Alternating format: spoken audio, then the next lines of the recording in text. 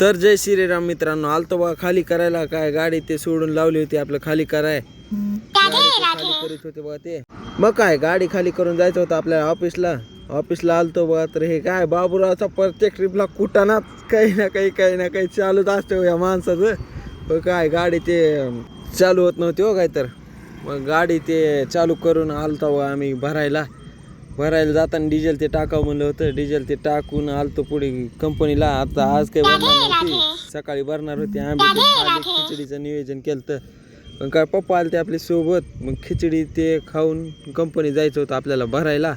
कंपनीत आलतो तर हे काय बघा हेल्मेटन बुटन आईला हे सगळं धिंगाणाच हो.